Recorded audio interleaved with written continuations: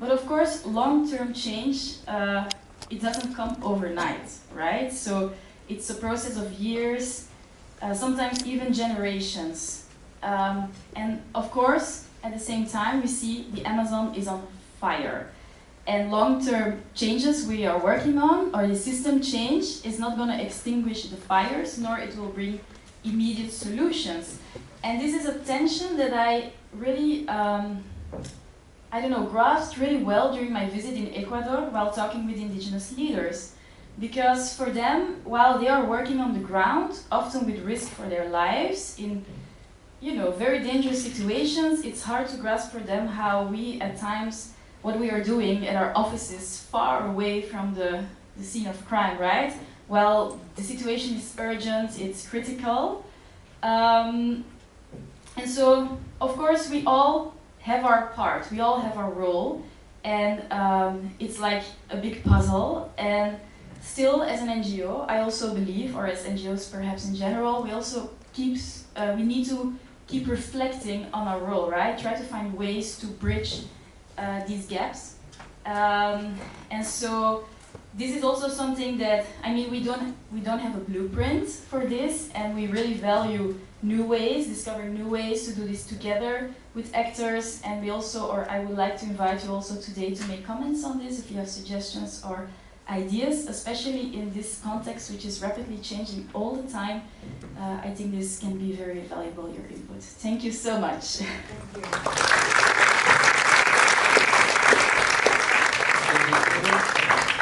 I'd like now to pass the word to Celia. Celia is a feminist and social justice activist. She's also a member of the Amsterdam Collective for Democracy in Brazil, that is related to some of this material that you see here. And she also works at the International Secretariat of Friends of the Earth International. She has worked for over 15 years with feminist, rural and urban social movements in Brazil and internationally. Celia, it's a pleasure to have you here.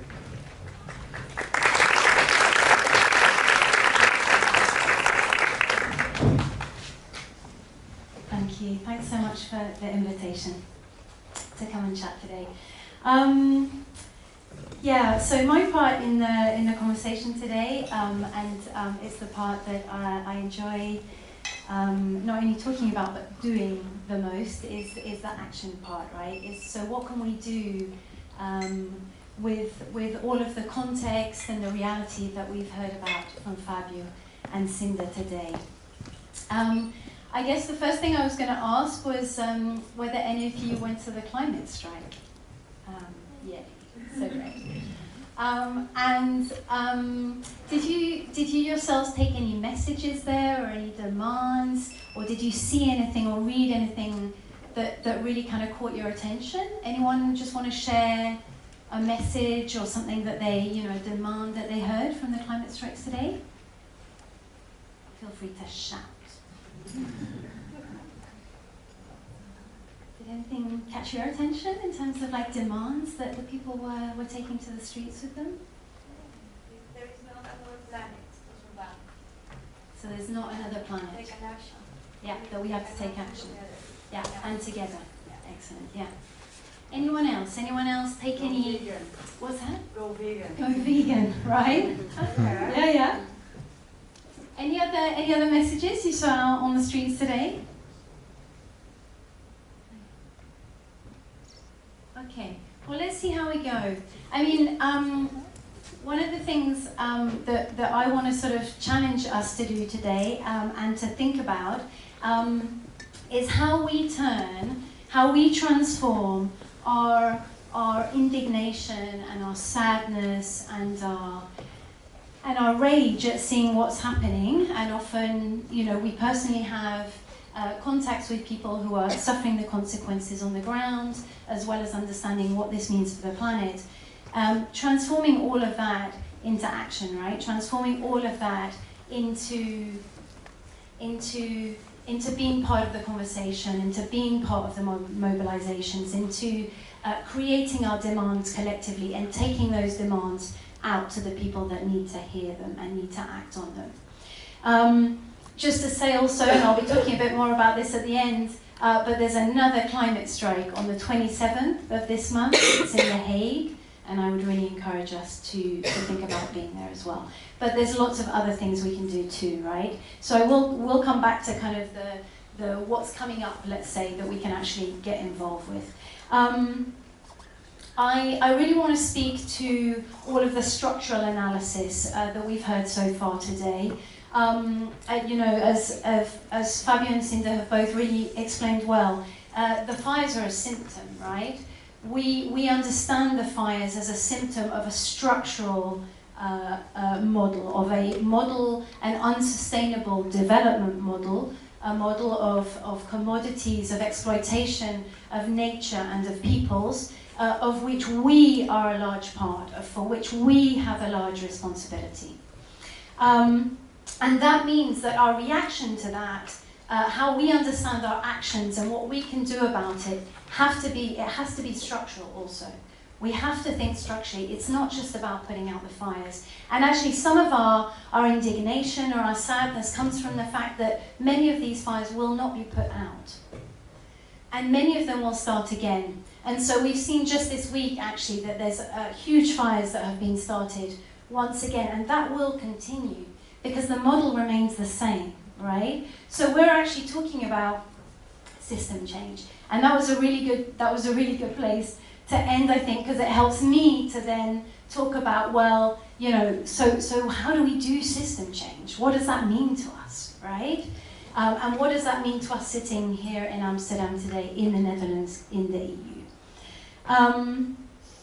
I think one of the things that we keep coming back to is that amongst or amidst all this sadness and rage, our motivation and our inspiration comes from those who are fighting on the ground. Because there is fight back. We've seen that, right? People aren't sitting and letting this happen. The indigenous peoples, the traditional communities, peoples in the cities and towns of Brazil and Bolivia and across the Amazon region are fighting back. And that's really key to us because that is where we take our inspiration from. And Fabio, for example, mentioned the Marcha das Margaridas. It's 100,000 rural and urban women who go to Brasilia every 3 or 4 years. I was in the last, not this year's unfortunately, I was here, but in the last 2.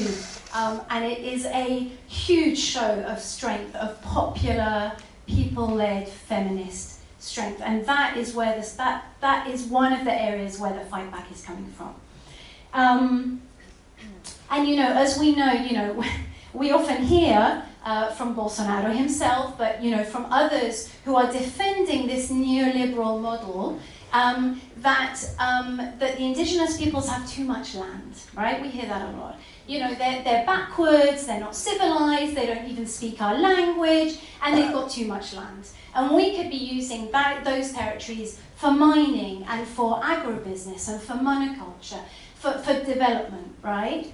And actually, I heard recently David Guarani, one of the Guarani leaders in Brazil, saying that that 5% of the world's population, so the indigenous peoples are 5% of the world population, they protect 82% of the world's biodiversity. And that's where we take our inspiration from, right? That's our starting point for taking action. It's a really complicated situation, as you've already heard. There's so many angles to it that we could actually be here all evening talking about it. But one of the things that kind of caught my attention, also as you know, we read and we listen to the news, etc., is this co-optation of our discourse. So as social movements and as trade unions and organizations and NGOs, we've been, we've spent years and decades analyzing and understanding the system and the model in order to be able to fight back, as I was saying. And one of our analyses is that this system is neo-colonial, right? It's racist. It feeds off the exploitation of peoples in the global south and nature in the global south in order to continue this frenetic consumption that we have here in the global north. But Bolsonaro has caught on to that, of course, and he has rejected the money that is far too little, as Fabio was saying, the 20 million, and he's rejected that money from the EU, saying that it's neo-colonialist. And it's a clever way of talking about it, because of course he's using the language that we use and our analysis to kind of twist, to justify his actions, where actually, you know, we know that his policies are racist, are neo-colonialist, and in fact are feeding the system. I mean, Bolsonaro got into power with the support of those who support this system, this unsustainable model. Again, going back to our action then, to what we understand as our potential struggles and solutions and alternatives. And as Cinda said, if we're fighting for system change, then a lot of those solutions and a lot of those struggles are not short-term. We're talking about transformation of our societies and of our economic and political policies and models. The first, you know, I'd like to go back to the reality of the resistance that's happening in the territories, in the Amazon territories and other territories in Brazil and Latin America. And I want to encourage us to learn more about that, to actually find out what's going on, to understand what's going on, to go to trusted sources of information and find that out. And to find ways in which we can support indigenous peoples and traditional communities in their struggle, because they're the ones that are dealing with the immediate impacts of the fire. I also wanted to encourage us to actually think about who else in Brazil and in Latin America is fighting back. And we've mentioned some of them, but you know, thinking very much about the social movements in Brazil. So we've mentioned the MST, the Rural Landless Workers movement, for example. But it's also, you know, trade unions, it's the feminist movement, of course, the LGBT movement, the Quilombola peoples, the peoples who are descendants of slaves in Brazil and elsewhere in Latin America.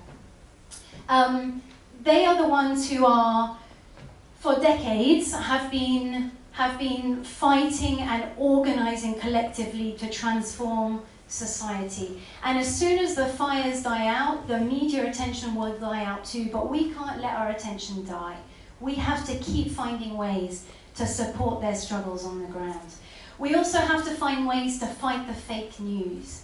We hear about this all the time, of course, but it's not just in the US. Bolsonaro won the elections in Brazil in large part because of the fake news, because of the use of social media, and particularly WhatsApp.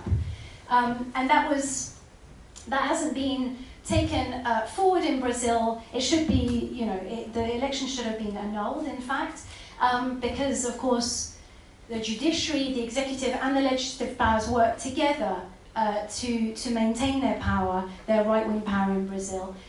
But we need to fight the fake news. We need to use, you know, the fact that we're here in the Netherlands. Perhaps we're not Dutch, but we live here. Perhaps we have contacts with media here or abroad.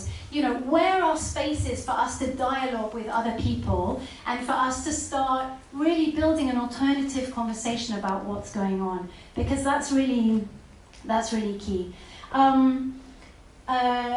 Also, we need to fight against the criminalization of social movements and activists and indigenous peoples. We see people dying, being attacked and dying right now. Brazil was already one of the countries where environmental human rights activists were killed the most, but that has increased dramatically in this last period of Bolsonaro, and Temer before him, in fact. So we need to make that visible, and we need to make demands on the Brazilian government for that to stop.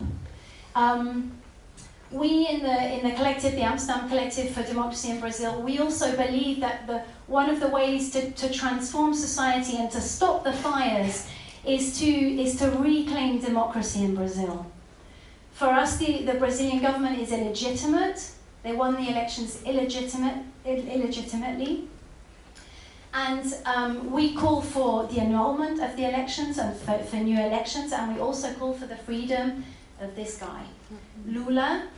He's the ex-president of Brazil. He's a political prisoner, and he has been for over a year now. And it's not just about him individually. It's about the fact that imprisoning him, keeping him in prison, is about imprisoning democracy in Brazil. It's about tearing up the constitution. It's about the fact that the judiciary is together with the right-wing government against any possibility of a popular, people-led project for Brazil. And we need to support social movements in Brazil to free Lula first, but also to get that democracy back, to reconstruct that people-led project for the country. Let's think a bit more about what we can actually do here, sort of on a day-to-day basis. Cinda has talked to this a bit, but one of the really important actions for us here is that we need to hold the Dutch government and Dutch banks and Dutch companies accountable. They are part of the issue, right? They are a large part. So Cinda showed us lots of really interesting stats, right, about the Dutch role in the Brazilian economy as a country in itself and as part of the EU. And we need to hold our companies and our government accountable for the exploitation that's happening in Brazil and elsewhere. It's not just Brazil, of course. One of the ways we do that is that we say no to the free trade agreement. Again, it's been mentioned here, there is a free trade agreement between the EU and Mercosur that is in its fairly advanced stages, and we say no to that. And we demand that the Dutch government does not sign that free trade agreement, not only because of what's happening in Brazil right now, but because we understand free trade agreements as neoliberal tools for exploitation. There is no good free trade agreement. And we need to use the fact of what's happening in Brazil right now to put pressure on the government not to sign it. We also need to think about the companies, right, that are directly fueling the exploitation. And here in the Netherlands, there are some big companies. For example, Ahold Delhaize, sorry I haven't pronounced that right, but they own Albert Heijn, for example, and Ethos and other companies. And they buy products from some of the largest exploiters of the Amazon region, right? So they buy their products from Cargill, for example, or JBS, which is one of the big Brazilian companies, the biggest beef producer and poultry producer in the world. We need to think about, we don't advocate for, we don't believe in individual solutions, but we do believe that we need to think collectively about where we buy, about what shops we buy from, about what we eat. That is important. The Go Vegan sign from today. As I've said again, it's not individual solution that is gonna produce system change, but it is important that we rebuild our relationship with food and with food production and where these things are coming from, the chain of commodities and of production that allows that to get to our table, right? We know that McDonald's, that KFC, that Burger King, that Nestle, that Walmart, all of these companies are buying Brazilian beef and soy. And they're either buying it to sell or they're buying it, in the case of soy, to feed animals here in the Netherlands. There's a huge economy of soy between the Netherlands and Brazil to feed poultry, etc. here. We need to reject what we call false solutions. So we need to reject solutions that are based on corporate responses to the problem, right? So we don't believe that nature is a commodity.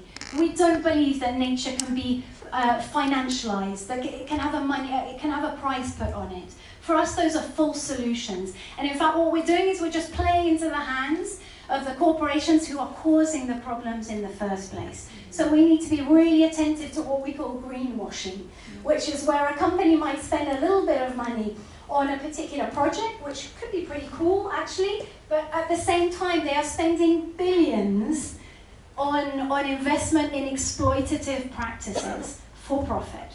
We need to be careful of that. We need to look out for that. Also, one of the things that's been coming up as sort of one of the possible solutions in the news is that countries like Norway are pressuring investors to stop investing in the companies in Brazil, right? And therefore to put economic pressure on these value chains. And that's something we can think about here as well. Lastly, sort of before I go into some things that are coming up, one of the ways that we can support also what's going on the ground is to become part of, to support organizations here in the Netherlands that are doing work directly with communities in Brazil and elsewhere. So Milieudefensie, Friends of the Earth Netherlands, both ends, for example, SOMO, which is the Center for Research on Multinational Corporations. We know that 350.org have been organizing mobilizations, Extinction Rebellion, there's lots going on, right? So there are all, collectively, there's stuff going on that we can be part of. Just a couple of suggestions, kind suggestions for what not to do before I actually just share with you one or two activities that are coming up. We would suggest from our analysis of these structural causes of what's happening in Brazil, that we would suggest that we do not support any kind of solutions that involve corporations. I've spoken to that just now, because we believe that corporations and the state are the perpetrators of what is happening in the Amazon and elsewhere. We also encourage people not to donate to organizations who buy rainforests. There is not a capitalist solution to what is happening in the Amazon. It is the indigenous and traditional communities who defend their territories. It isn't conservationist organizations that come in and buy up the land. So that's something to really think about before we make that decision. Nature, as I've said, it's not a financial resource or a service.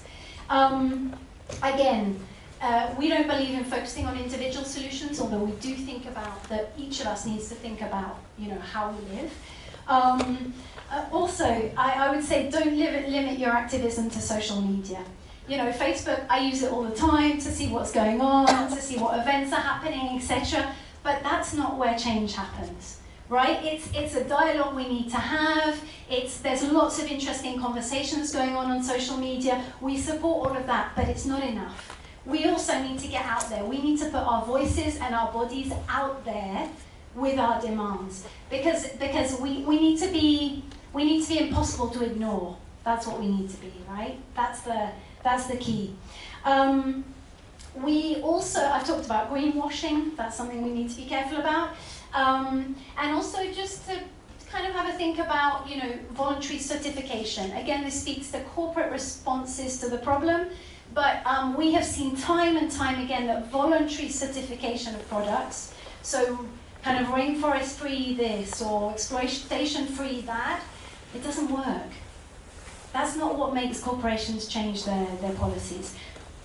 We, for example, many of our organizations here in the Netherlands, we're part of a coalition struggling for a binding treaty in the UN, a binding treaty on business and human rights. And this would mean that transnational corporations who are currently above the law would have to adhere to national and international law anywhere that they are present. That would mean that they would be restricted from exploitative activities against nature and peoples anywhere, in Brazil, in wherever they produce, right, wherever they work. And that for us is really, really key, because it will give us a legal mechanism to challenge the exploitative practices of corporations. 27th of September, there's another climate strike coming up. It's in The Hague this time. Also, to a little bit of what's the right word? Propaganda. The Amsterdam Collective for Brazil, we're organising a Brazilian film festival from the 2nd to the 6th of October. It's at the Caviar here in Amsterdam. It's called Screening Brazil, and it is a series of evenings of cinema, Brazilian cinema, and debate. And we'd love you to come and join us to talk a bit more on each of those evenings. Each evening has a slightly different theme, so do take a look at the Caviar website. Feel free to keep in touch with us. So you can find us on the internet. We have a Facebook page, because we do use social media as well, called Amsterdam pela democracia e contra o golpe. If anyone's interested, it's in Portuguese, but we do publish in English as well. Please come and either talk to me, or there are actually several of us in here as well. Do you want to like lift up your hands, everyone, Brazilian Collective? Yay, Luisa, Michael, yeah. Okay, yay. So please do feel free to come and talk to us and get us to write down the name of the page because it's in Portuguese. Think about organising your own event, you know, like collectively, we can get on the streets. In the collective, there's 20 of us, we go to Dam Square, we make a noise, we annoy a few Brazilian tourists walking past. You know, we get people to like take photos of us and post it. We kind of try and start a dialogue, you know, we share out some flyers, we have a megaphone. It's actually not so difficult. You know, it takes a little bit of courage, but together it's, you know, and it can actually be quite fun at the same time as being political, right? I'd love to see an event outside the Brazilian embassy in The Hague, for example. We're involved in like 1,000 things right now, so we haven't kind of got the woman and manpower to do that right now, but if anyone's interested in doing that, please invite us. We'd love to take part in something that really makes strong demands towards the Brazilian government at the embassy in The Hague. And you know, and all initiatives welcome, actually. Please do come talk to us. We're going to be in the bar afterwards having a drink. So yeah, I mean, everyone is welcome and there's lots to do. So yeah, please do come join us.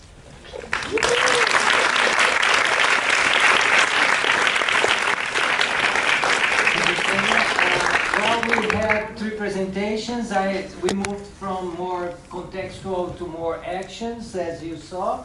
We have some solutions, so suggestions of solutions on the table already, but I'd like now to open the floor to you to ask questions or to give us some ideas or share with us some experiences that you have or some practices that you've been involved. We'd like to go more towards some concrete solutions, ideas for solutions or actions. So we can also still discuss things, but if we can move more towards some ideas, that would be great. So I'll be taking questions or comments now.